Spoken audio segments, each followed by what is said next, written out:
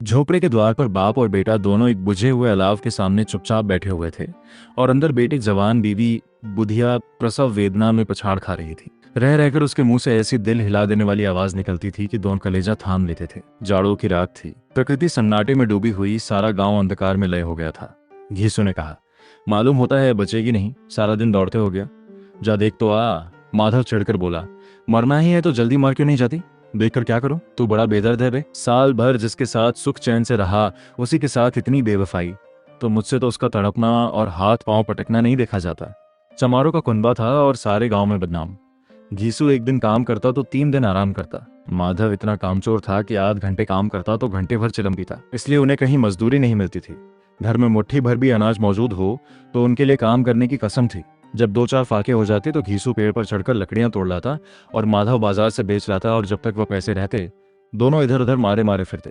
गांव में काम की कमी न थी, किसानों का गांव था। मेहनती आदमी के लिए 50 काम थे, मगर इन दोनों को उसी वक्त बुलाते जब 2 आदमियों से एक का काम पाकर भी संतोष कर लेने के सिवा और कोई चारा न होता। अगर दोनों साधु होते तो उन्हें संतोष और धैर्य के लिए संयम और नियम की बिल्कुल जरूरत न होती। यह तो इनकी प्रकृति थी। विचित्र जीवन था इनका। घर में मिट्टी के 2-4 बर्तन के सिवा कोई संपत्ति नहीं। फटे चीथड़ों से अपनी नग्नता को ढाके हुए जिए जाते थे, संसार की चिंताओं से मुक्त, कर्ज से लदे हुए। गालियां भी खाते, मार भी खाते, मगर कोई गम नहीं। दीन इतने की वसूली की बिल्कुल आशा न रहने पर भी लोग इन्हें कुछ न कुछ कर्ज दे देते थे। मटर, आलू की फसल में दूसरों के खेतों से मटर या आलू उखाड़ लाते और भून भान कर खा लेते, या 10-5 ऊख उखाड़ लाते और रात को चूसते। घीसू ने इसी आकाश वृत्ति से 60 साल की उम्र काट दी और माधव भी सपूत बेटे की तरह बाप ही के पद चिन्हों पर चल रहा था, बल्कि उसका नाम और भी उजागर कर रहा था। इस वक्त भी दोनों अलाव के सामने बैठकर आलू भून रहे थे, जो किसी खेत से खोद लाए थे। घीसू की स्त्री का तो बहुत दिन हुए देहांत हो गया था। माधव का ब्याह पिछले साल हुआ था। जब से यह औरत आई थी उसने इस खानदान में व्यवस्था की नींव डाली थी और इन दोनों बेगैरतों का दोजख भरती रहती थी। जब से वह आई ये दोनों और भी आलसी और आराम तलब हो गए थे, बल्कि कुछ अकड़ने भी लगे थे। कोई कार्य करने को बुलाता तो निर्ब्याज भाव से दुगुनी मजदूरी मांगते। वही औरत आज प्रसव वेदना से मर रही थी और ये दोनों इसी इंतजार में थे कि वह मर जाए तो आराम से सोए। घीसू ने आलू निकालकर छीलते हुए कहा, जाकर देख तो क्या दशा है उसकी। चुड़ैल का फिसाद होगा, और क्या यहाँ तो ओझा भी 1 रुपया मांगता है। माधव को भय था कि वह कोठरी में गया तो घीसू आलू का बड़ा भाग साफ कर देगा। बोला, मुझे वहां जाते डर लगता है। डर किस बात का है, मैं तो यहाँ हूं ही। तो तुम ही जाकर देखो ना। मेरी औरत जब मरी थी तो मैं 3 दिन तक उसके पास से हिला तक नहीं था, और फिर मुझसे लजाएगी कि नहीं, जिसका कभी मुंह नहीं देखा। आज उसका उघड़ा हुआ बदन देखो, उसे तन की सुध भी तो ना होगी। मुझे देख लेगी तो खुलकर हाथ पांव भी ना पटक सकेगी। मैं सोचता हूँ कोई बाल बच्चा हो गया तो क्या होगा। सोंठ, गुड़, तेल कुछ भी तो नहीं है घर में, सब कुछ आ जाएगा। भगवान दे तो। जो लोग अभी 1 पैसा नहीं दे रहे हैं वे ही कल बुलाकर रुपए देंगे। मैं 9 लड़के हुए, घर में कभी कुछ ना था, मगर भगवान ने किसी न किसी तरह बेड़ा पार ही लगाया। जिस समाज में रात दिन मेहनत करने वालों की हालत उनकी हालत से कुछ बहुत अच्छी न थी, और किसानों के मुकाबले में वे लोग जो किसानों की दुर्बलताओं से लाभ उठाना जानते थे कहीं ज्यादा संपन्न थे, वहां इस तरह की मनोवृत्ति का पैदा हो जाना कोई अचरज की बात न थी। हम तो कहेंगे घीसू किसानों से कहीं ज्यादा विचारवान था, और किसानों के विचार शून्य समूह में शामिल होने के बदले बैठकबाजों की कुत्सित मंडली में जा मिला था। हाँ, उसमें यह शक्ति न थी कि बैठकबाजों के नियम और नीति का पालन करता, इसलिए जहां उसकी मंडली के और लोग गांव के सरगना और मुखिया बने हुए थे उस पर सारा गांव उंगली उठाता था। फिर भी उसे यह तस्कीन तो थी ही कि अगर वह फटेहाल है तो कम से कम उसे किसानों की सीजी तोड़ मेहनत तो नहीं करनी पड़ती, और उसकी सरलता और निरीहता से दूसरे लोग बेजा फायदा तो नहीं उठाते। दोनों आलू निकाल निकाल कर जलते जलते खाने लगे। कल से कुछ नहीं खाया था, इतना सब्र न था कि ठंडा हो जाने दे। कई बार दोनों की जबानें जल गईं। छिल जाने पर आलू का बाहरी हिस्सा जबान, हलक और तालू को जला देता था, और उस अंगारे को मुंह में रखने से ज्यादा खैरियत इसी में थी कि वो अंदर पहुंच जाए। वहां उसे ठंडा करने के लिए काफी सामान थे, इसलिए दोनों जल्द जल्द निकल जाते। हालांकि इस कोशिश में उनकी आंखों से आंसू निकल आते। घीसू को उस वक्त ठाकुर की बारात याद आई, जिसमें 20 साल पहले वह गया था। उस दावत में उसे जो तृप्ति मिली थी वह उसके जीवन में एक याद रखने लायक बात थी, और आज भी उसकी याद ताज़ा थी। बोला, वह भोज नहीं भूलता। तब से फिर उस तरह का खाना और भरपेट नहीं मिला। लड़की वालों ने सबको भरपेट पूरियां खिलाई थी। सबको, छोटे बड़े सबने पूरियां खाई, और असली घी की। चटनी, रायता, 3 तरह के सूखे साग, एक रसेदार तरकारी, दही, चटनी, मिठाई। अब क्या बताऊं कि उस भोज में क्या स्वाद मिला। कोई रोक टोक नहीं थी, जो चीज चाहो मांगो, जितना चाहो खाओ। लोग ने ऐसा खाया कि किसी से पानी ना पिया गया। मगर परोसने वाले हैं कि पत्तल में गर्म गर्म गोल गोल सुवासित कचौरियां डाल देते हैं। मना करते हैं कि नहीं चाहिए, पत्तल पर हाथ रोके हुए हैं। मगर वह है कि दिए जाते हैं। और जब सबने मुंह धो लिया तो पान इलायची भी मिली, मगर मुझे पान लेने की कहाँ सुध थी। खड़ा हुआ न जाता था। चटपट जाकर अपने कंबल पर लेट गया। ऐसा दिल दरिया था वह ठाकुर।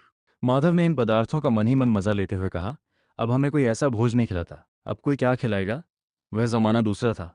अब तो सबको किफायत सूझती है। शादी ब्याह में मत खर्च करो, क्रियाकर्म में मत खर्च करो। पूछो, गरीबों का माल बटोर बटोर कर कहाँ रखोगे। बटोरने में तो कमी नहीं है, हाँ खर्च में किफायत सूझती है। तुमने एक 20 पूरियां खाई होंगी, 20 से ज्यादा खाई थीं।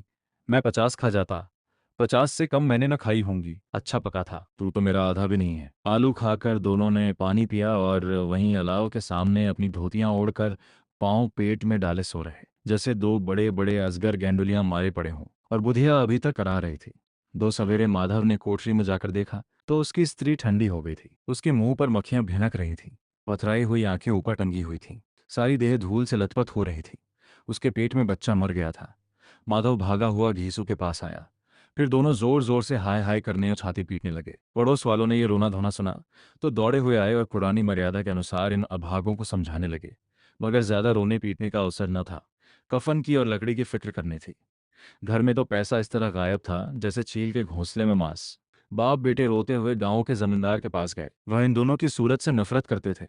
कई बार इन्हें अपने हाथों से पीट चुके थे, चोरी करने के लिए, वाद पर काम पर ना आने के लिए। पूछा, क्या है बे घिसुआ, रोता क्यों है। अब तो तू कहीं दिखलाई भी नहीं देता, मालूम होता है इस गांव में रहना नहीं चाहता। घिसू ने जमीन पर सिर रखकर आंखों में आंसू भरे हुए कहा, सरकार, बड़ी विपत्ति में हूं।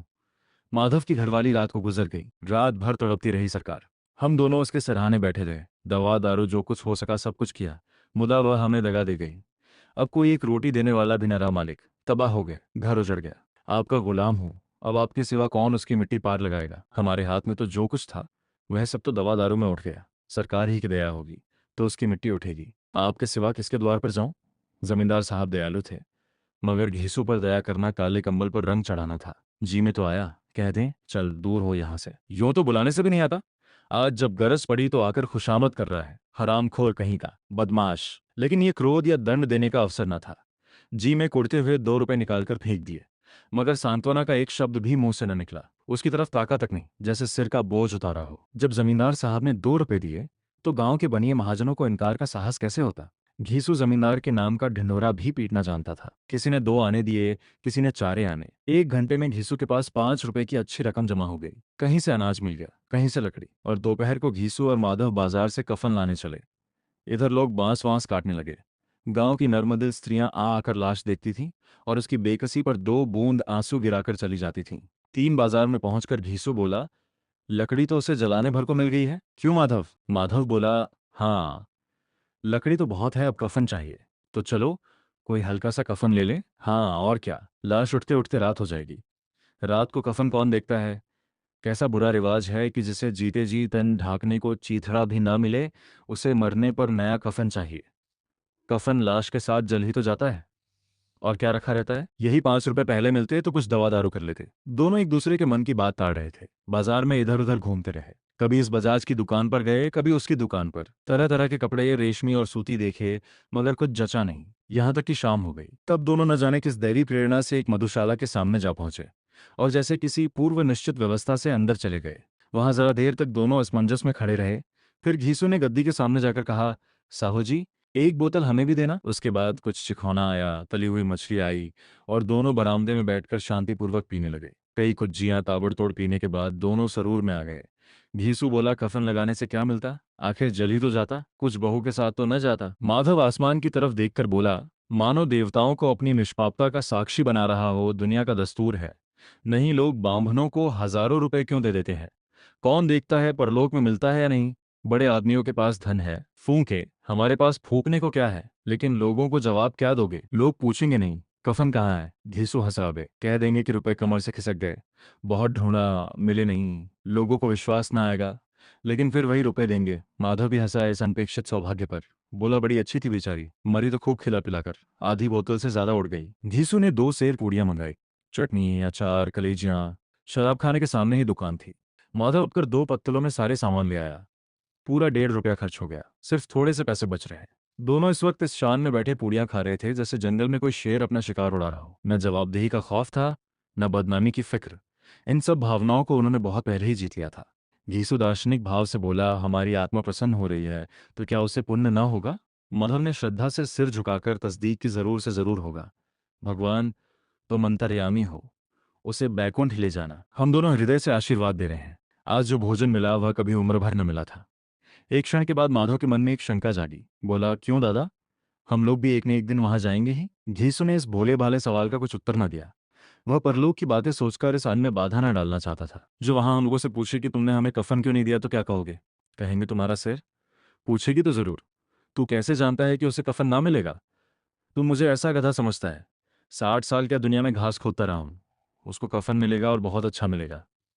माधव को विश्वास न आया। बोला, कौन देगा? रुपए तो तुमने चट कर दिए, वह तो मुझसे पूछेगी। उसकी मांग में तो सिंदूर मैंने डाला था। कौन देगा? बताते क्यों नहीं? वही लोग देंगे जिन्होंने अब की दिया। हाँ, अब की रुपए हमारे हाथ न आएंगे। ज्यों ज्यों अंधेरा बढ़ता था और सितारों की चमक तेज होती थी, मधुशाला की रौनक भी बढ़ती जाती थी। कोई गाता था, कोई डींग मारता था, कोई अपने संगी के गले लिपटा जाता था, कोई अपने दोस्त के मुंह में कुल्हड़ लगाए देता था। वहां के वातावरण में सरूर था, हवा में नशा। कितने तो यहाँ आकर एक चुल्लू में मस्त हो जाते थे। शराब से ज्यादा यहाँ की हवा उन पर नशा करती थी। जीवन की बाधाएं यहाँ खींच लाती थीं और कुछ देर के लिए ये भूल जाते थे कि वे जीते हैं या मरते हैं, या न जीते हैं न मरते हैं। और ये दोनों बाप बेटे अब भी मजे ले लेकर चुस्कियां ले रहे थे। सबकी निगाहें इनकी ओर जमी हुई थीं।